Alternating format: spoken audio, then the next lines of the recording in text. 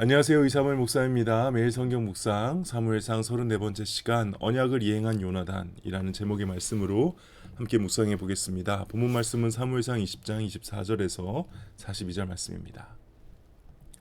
오늘은 드디어 요나단이 사울이 어떤 마음을 가지고 있는지 그 본심을 확인하고 결국에 다윗을 떠나보낼 수밖에 없는 요나단과 다윗의 이별이 있는 본문입니다.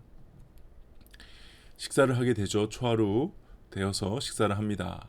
왕은 평시와 같이 자기 자리 이제 벽곁 자기 자리에 앉았습니다. 상석이고 가장 안전한 자리에 앉아서 보니까 요나단은 서 있고 아브넬은 사울이 곁에 앉아 있는데 다윗이 보이지 않는 거예요. 그래서 첫째 날에는 아무 말 하지 않았습니다. 왜냐하면 시체를 만지거나 설정하는 등의 부정을 저지르면은 이제 화목제의 고기를 못 먹으니까 같이 식사를 못 하니까 그런가 보다 하고 넘어갔는데 둘째 날도 없는 거예요.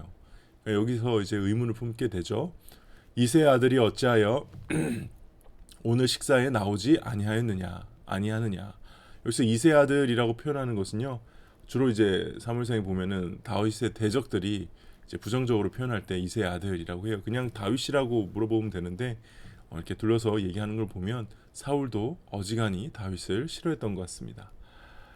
이르되 요나단이 사울에게 대답하되 다윗이 내게 베들레헴 가기를 간청하여 이르되 원하건대 나에게 가게 하라. 우리 가족이 그 성읍에서 제사할 일이 있으므로 나의 형이 내게 오기를 명령하였으니 뭐 점점점 하면서 다윗과 약속한 말을 하죠. 내가 가족들 요청으로 인해서 베들레헴 가겠다라고 하면 사울이 반응을 보일 거다.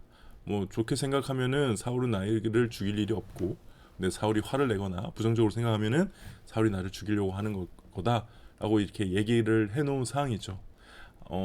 사울은 어떻게 반응합니까? 화를 내죠. 아주 필요 이상으로 화를 냅니다. 아마도 다윗을 죽이기 위해서 지금 이 순간도 어떤 계략을 가지고 있었는데 그게 실패로 돌아가서 정말 화가 났던 것 같습니다. 그래서 자기 아들한테 요나단한테 참 이렇게 무서운 말을 하죠. 폐영무도한 계집의 소생아, 저 반역의 자식의 소생아 이렇게 표현하면서 어머니까지 들먹이며 욕을 하는 겁니다. 이건 정말 화가 나다는 것이겠죠. 그리고 말합니다. 내가 이세 아들을 택한 것이 내 수치와 내 어미의 벌거벗은 수치가 되는 것을 내가 알지 못하랴. 그러니까 지금 네가 왕이 돼야 되는데 왜 다윗 편을 들고 있느냐? 다윗을 왜 선택하느냐? 너 네가 죽고 싶어서 그러냐? 얼마나 네가 수치를 당할지 알겠느냐?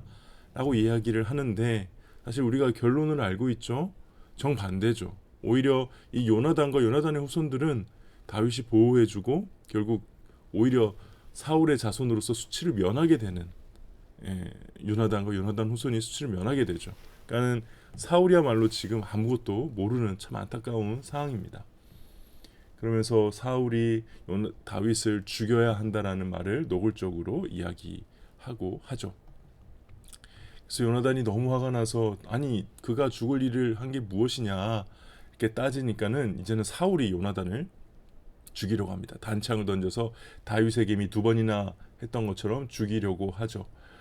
그래서 다 요나단이 너무 화가 나고 이 요나단이 다윗을 죽이기로 결심한 것을 확인했고 그 사실을 알고 나서 정말 화가 나서 식탁을 떠나서 먹지도 않고 다윗을 위해 슬퍼했습니다. 정말 최선을 다해 설득해 보려 했지만 아버지 사울은 이미 다윗을 죽일 마음이 분명하게 섰다는 게 이제 요나단에겐 정말 충격이었을 것이고요. 그리고 특별히 뭐 자신한테 창을 던졌다고 화가 나는 수준은 아닐 거예요. 계속해서 하나님의 뜻을 거역하는 아버지에 대한 어떤 거룩한 분노도 포함되어 있을 겁니다. 이제 아버지 사울의 마음을 확인했으니까 요나단이 다윗의 약속대로 해야죠. 그리고 약속한 그 신호를 보냅니다. 화살을 쏜 다음에 화살이 내 앞쪽에 있지 아니하냐. 그렇죠? 내 앞쪽이라고 표현하면은 도망을 가야 된댔죠. 이쪽이라고 하면은 괜찮다는 것이었고 내 앞쪽이라고 얘기했기 때문에 다윗은 도망을 가야 합니다. 그런 사항을 알려주고 나서 나중에 마지막으로 헤어집니다. 땅에 엎드려 이제 3번 전화하며 다윗은 일단 정말 고마웠겠죠. 그럼에도 불구하고 끝까지 요나단은 자기 편을 들었으니까요. 서로 입을 맞추고 같이 울되 다윗이 더욱 심하더니까 다윗이 훨씬 요나단을 사랑했던 것 같아요. 그래서 요나단이 다윗에게 평안히 가라. 그리고 맹세하고 영원히 너와 내 사이에 계시고 내 자손과 내 자손 사이에 계시리라. 정말 가슴 아픈 장면입니다. 다윗은 어떻게든 사울과 요나단에게 충성하고자 했습니다. 왜냐하면 사울도 하나님이 세우신 종이니까요. 근데 요나단 또한 요나단 역시 다윗을 아꼈고 또 나중에 분명히 요나단의 행동들을 보면은 다윗이 왕이 될 거라는 걸 알고 있었고 순순히 자리를 내주고 오히려 어떻게 보면은 다윗 왕이 옆에서 가장 잘 도울 수 있는 동역자로서의 모습이기도 해요. 근데 참 아쉽게도 우리가 알다시피 이 일이 있고 나서 이제 요나단은 나중에 사울과 함께 죽게 되고 여러모로 참 너무 안타까운 이별을 하는 이 두 사람입니다. 사울 하나 때문에 정말 가장 사랑하는 친구와 동역자인 사랑하는 친구이자 동역자를 이제 헤어져야 하는 동역자와 이별해야 되는 너무 안타까운 상황이죠. 그리고 오늘 본문은 마무리가 됩니다.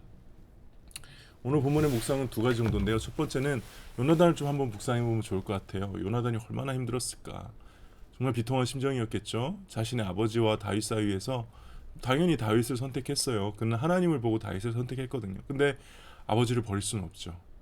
끝까지 아버지와 함께하고 결국 아버지와 같이 죽지 않습니까? 어쩌면 다윗은 지금 오늘 이 상황으로 인해서 자신의 가문의 비참한 결말을 예상했을 수도 있습니다. 그럼에도 불구하고 하나님이 세우신 다윗을 인정하고 존중하면서 또 아버지를 버리지 못하는 이 요나단의 안타까운 상황이 개인적으로 저는 많이 공감이 되고 힘듭니다. 교회 안에서도 그런 경우가 많거든요. 정말 사랑하는 두 지체가 내가 내 입장에서 보면 정말 사랑하는 두 사람인데 서로 싸울 때 서로를 인정하지 못하고 서로가 함께하지 못할 때 제가 겪었던 정말 아픔이 기억이 나서요. 이제 요나단이 참 힘들었겠다. 이 말씀을 묵상하면서 이 요나단의 마음에 이렇게 공감하면서 묵상했던 적이 없었던 것 같은데 요나단의 마음이 참 힘들었겠다 그런 생각을 합니다. 두 번째는 다윗의 슬픔도 만만치 않았죠. 자신을 인정하고 정말 평생의 동역자로 생각했는데 결국 헤어져야 하는 거죠. 정처 없이 떠나야 합니다.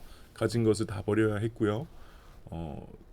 사울 왕의 사위로서 그리고 천부장으로서 정말 모든 것을 다 누릴 수 있는 자리를 버리고 떠나야 됩니다. 이제는 오직 하나님만 의지할 수밖에 없고요. 그리고 겉으로는 분명히 불행해 보입니다. 하지만 우리는 알고 있죠. 이게 진정한 왕이 되어가는 그 훈련 중에 하나, 하나님의 광야 학교에 들어간 것을 말이죠. 이제야 비로소 다윗은 오직 하나님밖에 의지할 곳이 없게 된 것입니다. 이제 그러면서 정말 왕이 되는 것이 무엇인지를 배우게 될 것입니다. 네, 오늘 묵상은 여기까지입니다. 기도하겠습니다. 하나님 아버지, 우리 인생을 살다 보면은 우리의 뜻대로 되지 않고 슬픔과 어려움을 겪을 때가 많습니다. 그러나 그러한 상황 가운데서도 하나님이 함께 하심을 잊지 않게 하시고 하나님의 계획과 뜻이 있음을, 그 계획과 뜻이 우리의 슬픔과 어려움을 넘어서는 더 큰 것임을 고백하며 살아갈 수 있도록 인도하여 주시옵소서. 감사드리며 예수님의 이름으로 기도합니다. 아멘. 네, 오늘 묵상은 여기까지입니다. 오늘도 들어주셔서 감사합니다.